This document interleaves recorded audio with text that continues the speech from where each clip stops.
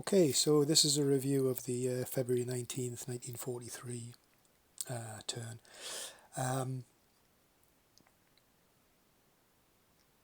I've started over here with Dak, but actually I suppose the big news was the drawing of the victory condition chit, which turned out to be Lakef. So that means that this kind of side of the front, with these green squares, is not the route we're taking, if you like. So Dak pretty much just standing down there. Rommel was also brought onto the board, and he went with 10th Panzer. The reason for that obviously being, if we just sort of scroll up past here, where you can kind of see, apart from reinforcements, I think nothing much really happened. If we scroll up to the pass and kind of see there has been movement here, Ream had pressed on kind of up this way, and I think engaged CCB and did a little bit more damage to them. But then the bigger news was Lang pushing up, and you can kind of see there Lang's actually had a bite at both First Guards and CCB, who are now kind of trying to consolidate around these victory points, the three white cubes that you can see up there. Welvert, I think Welvert's reasonably happy that the war is passing him by at the moment, and he's just PDing in there. If I come further across, okay, so here again we can see Spitler is now kind of not occupied, if you like. Actually, I'll go up this way first, so you can see that Schutt has pushed on through Sidi Abdallah, I think that is, and has just piled into Task Force Nick, who kind of just made it in front of. Is that Task Force Nick? That's First Guards. Apologies, I've got that the wrong way around. So when I said that this was First Guards, I think before with the CCB, it's not, of course, it's Task Force Nick. Whereas this is First Guards over here, the dark brown counters there you can see. So Schutt has obviously had a nibble at First Guards there and started to push them back. And again, they are kind of trying desperately to hold on to these three Lakef victory points this side. They do have 34th Infantry Division in behind them, which isn't a bad thing at all. That's not a bad unit there. Although it is short of support, which obviously without any support does put it at a disadvantage. The other thing over this side is you will see here Kampfgruppe Gerhard reappeared.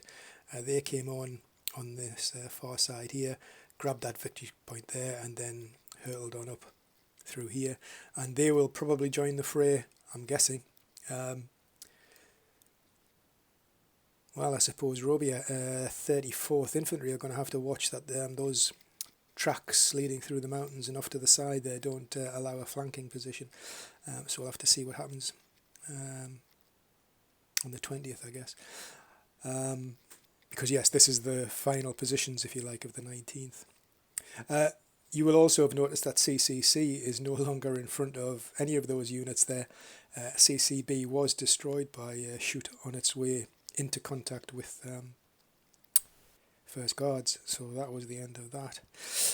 And from the German side anyway, that kind of just leaves Stenkov. But what I've actually done as well, this is probably contentious a little bit, but it's a solo game, so I'm kind of playing it the way I want.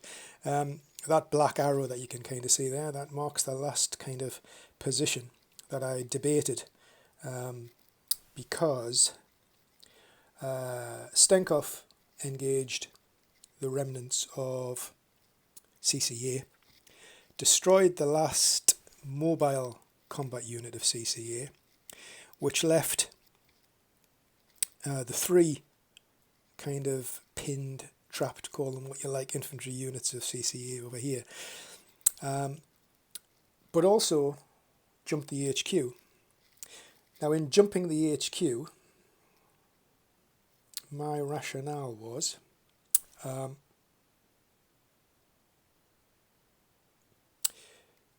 that marker is where I could have put CCA's HQ.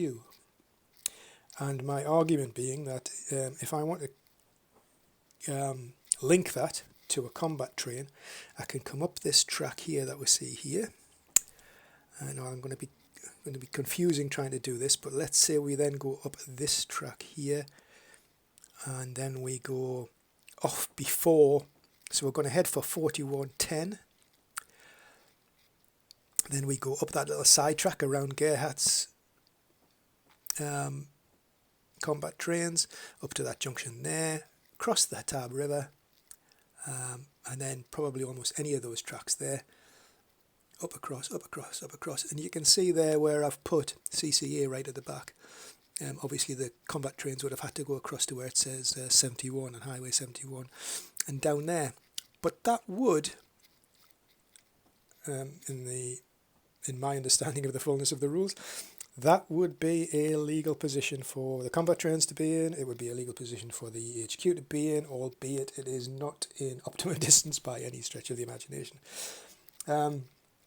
But I think for me it was kind of a step too far. I think it was, what would I then do? Would I start to bring these rear infantry units out of their zone, because they would then be back in, and then I'd have to bring Stenkov back, and it seemed like an overcomplication of the situation for me. So I've chosen the opposite. I've chosen just to take them off the map. It does put extra pressure on the Allies, obviously, because that will then free up Stenkov, who will presumably go and help his brother formation here, plus Gerhard there in the push to get those victory points. And the problem that kind of creates is, if I count this right, I think we currently see 1, 2, 3, 4, 5, 6, 7. The Axis is currently on 7, and I believe it's 9 for a win. And obviously the Axis are pushing hard, both here towards Spiba and over here towards Thala. So yeah, it's can I get all of that in? I can just about get that in. So you can kind of see those two prongs pushing away. So I think that covers everything really from the 19th.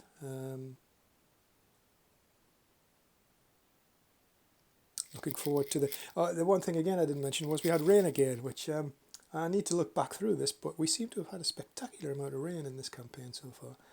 Not that I think the air power is particularly effective, but it certainly hasn't been in this particular campaign playthrough. Okay, see you on the 20th.